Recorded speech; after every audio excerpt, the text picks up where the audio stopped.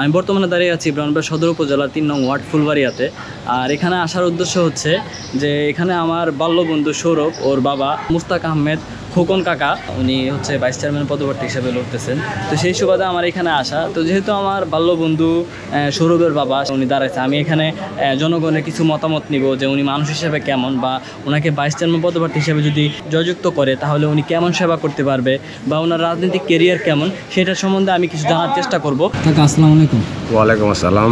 আমি আজকে আপনার কাছে আসার উদ্দেশ্য হচ্ছে আপনি তো এই ব্রাহ্মণবাড়িয়া জেলাতে দীর্ঘদিন ধরে রাজনীতিতে সম্পৃক্ত আছেন, পাশাপাশি হচ্ছে আপনি এই ৩ নং ওয়ার্ডের সাবেক সফল কমিশনার হিসাবে কাজ করে গেছেন। তো বর্তমানে আপনি বইমার্কাতে ভাইস চেয়ারম্যান পদপ্রার্থী হিসেবে দাঁড়িয়েছেন। তো সেই সুবাদে আপনার এই নির্বাচন উপলক্ষে আপনার কী মতামত থাকতে পারে? আমি ৭৫ পূর্ববর্তী ছাত্রলীগের সাথে সংযুক্ত হই, পরে পৌর যুবলীগের সাধারণ সম্পাদক হিসেবে দায়িত্ব পালন করি। তারপর আমি পৌর কমিশনার হিসেবে ৩ নং ওয়ার্ডের দায়িত্ব পালন করি। বর্তমানে পৌর আওয়ামী লীগের সভাপতি হিসেবে দায়িত্ব পালন করছি। পাশাপাশি সামাজিক সংগঠন, বিভিন্ন সংগঠনের সাথে সংযুক্ত সম্পৃক্ততা রয়েছে আমার। আমি ব্রাহ্মণবাড়িয়া সদর উপজেলা আসন্ন নির্বাচন ভাইস চেয়ারম্যান প্রার্থী হয়েছি। আপনি যদি এই নির্বাচনে নির্বাচিত হন ভাইস চেয়ারম্যান পদপ্রার্থী হিসেবে, সেই ক্ষেত্রে আপনি ব্রাহ্মণবাড়িয়া জেলাকে বা ব্রাহ্মণবাড়িয়া সদর উপজেলাকে আপনি কি দিতে পারবেন বা কি উন্নয়ন করতে পারবেন? আসলে সদর উপজেলা ভাইস চেয়ারম্যানের পদবি কতটুকু দূরত্ব, আসলে এখানে আমি নির্বাচিত হইলে সদর উপজেলা স্মার্ট উপজেলা রূপান্তরিত করার সাহায্য করব। আর এখানে সবচেয়ে বড় ভূমিকা রাখবে আমাদের মন্ত্রী মহোদয়, গৃহায়ণ ও গণপূর্ত বিভাগের মন্ত্রণালয়ের মাননীয় মন্ত্রী রোহাম ওবায়দুল মুকতাদির চৌধুরী। ওনার হাতকে শক্তিশালী করার লক্ষ্যে আমি কাজ করব। নির্বাচনে অনেকেই অংশগ্রহণ করেছে, অনেকে অংশগ্রহণ করবে, এটা গণতান্ত্রিক অধিকার করতেই পারে। আর আমি শতভাগ আশাবাদী আমি নির্বাচিত হব। আপনি এই ৩ নং ওয়ার্ডে যখন সাবেক কমিশনার থাকা অবস্থায় কেমন কাজ করে গেছেন বা মানুষ কেমন আপনার থেকে ফলশ্রুতি পেল?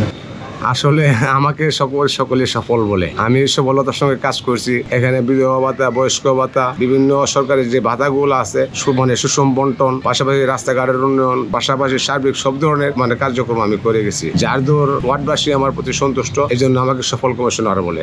পাশাপাশি আমি দীর্ঘদিন যাবৎ সমাজসেবা পেশায় জড়িত, তৃণমূল মানুষের সাথে আমার সুসম্পর্ক রয়েছে। আমি আশাবাদী বিশাল এলাকা, এই যে নির্বাচনী যে এলাকাটা, আমার তো আসলে এই বিশাল এলাকাতে নির্বাচন করতে গিয়া আমার সাহস যুগেছেন তৃণমূল জনগণ। আমি নির্বাচন করতে যাচ্ছি, যারা আমাকে ভালোবাসে, যারা আমাকে পছন্দ করে, তাদের কল্যাণের জন্য তারাই আমাকে দাঁড় করেছে। আমার কেউ পোস্টার দিচ্ছে, কেউ লিফলেট দিচ্ছে, কেউ ফেস্টুন দিচ্ছে, কেউ আমার জন্য ওয়ার্ক করছে। আমার নির্বাচনে ব্যক্তিগত আমার কোনো ফান্ড নাই যে ভালোভাবে খরচ করবো, এমন ধরনের কোনো আমার ফান্ড নাই। যেমন ধরুন এই করোনার সময় এই দেশের মানুষ খুব ভয়াবহ অবস্থা ছিল। প্রথম অবস্থা যখন তাদের অনেকের করে খাবার ছিল না, আমরা তাদের খাবারের ব্যবস্থা করেছি। বা অনেকের মনে করেন যে ওষুধ ছিল না, ওষুধের ব্যবস্থা করেছি। বিভিন্নভাবে যেভাবে পারি আমরা সহায়তা করার চেষ্টা করেছি।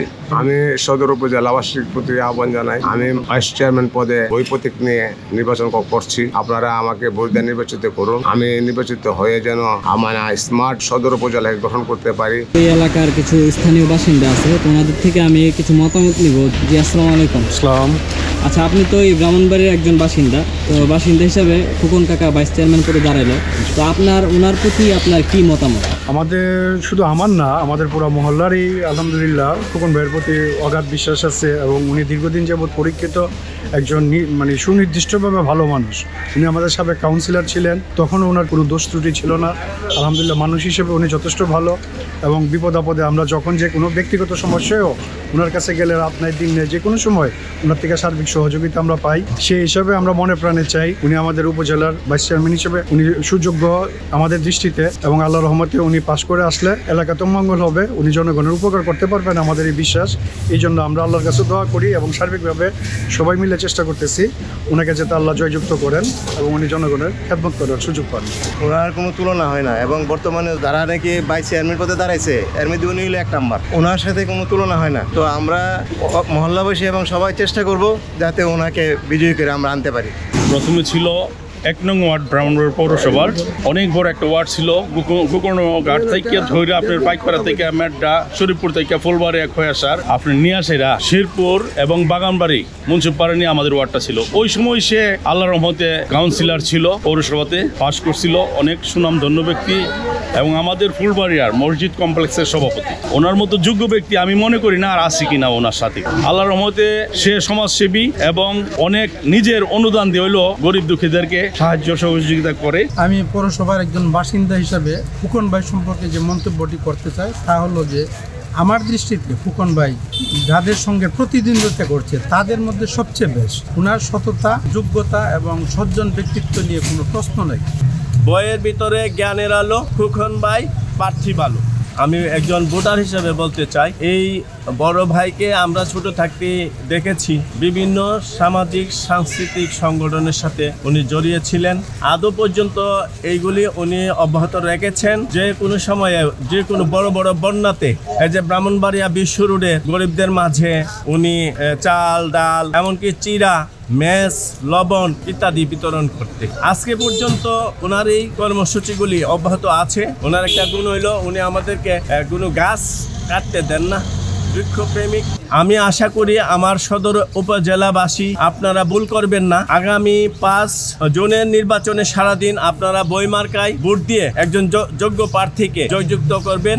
বন্ধু, তোমার বাবা তো এই যে নির্বাচনে দাঁড়ালো ভাইস চেয়ারম্যান পদপ্রার্থী হিসেবে বইমার্কাতে, তো ছেলে হিসাবে তোমার বাবার প্রতি তোমার কি মতামত, বা তুমি যেহেতু রাজনৈতিক ফ্যামিলিতে বড় হয়েছো, তো সেই সুবাদে তোমার বাবার প্রতি তুমি কি বলতে চাও? বিসমিল্লাহির রহমানির রহিম। আসসালামু আলাইকুম। আসলে এখানে বলার মতো তেমন কিছুই নাই। ব্রাহ্মণবাড়িয়ার মোটামুটি 80% মানুষই আমাদের ফ্যামিলির, আমার বাবা, কাকা, দাদা, আমরা পুরো ফ্যামিলি, পলিটিক্যাল ফ্যামিলি। ছোট থেকেই এটা দেখে আসতেছি। বিগত দিনে আমার বাবা কাকারা বিভিন্ন নির্বাচনে তারা অংশগ্রহণ করেছে।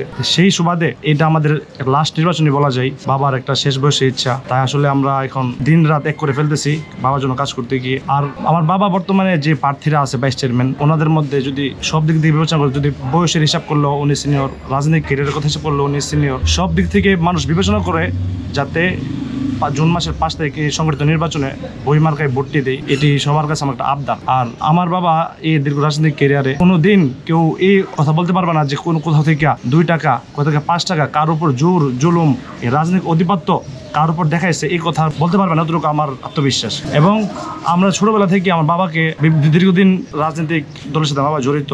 বিভিন্ন সময় আমরা ঘুম থেকে উঠে সকালে বাবারে পাই নাই। বাবা কোথায় জিজ্ঞাসা করছি, মামলা মোকদ্দমা বিভিন্ন বাড়িতে বাবা রাত কাটাইছে। সেই সুবাদে আমি আমার বাবার যেহেতু শেষ নির্বাচন এটা উনি বলতেছে, সবার কাছে অনুরোধ করব আপনারা আসেন ভোট কেন্দ্রে, বইমার্কা দক্ষ দেখে পক্ষ নিন, বইমার্কে ভোট দিন, আপনারা যাচাই বাছাই করুন। আর আমার এই বার্তাটা যাতে সবার মধ্যে ছড়িয়ে যায় সেই জন্য আমি আবার বলতেছি, আপনারা ভোট দিতে কেন্দ্রে আসেন এবং বইমার্কে ভোট দিন।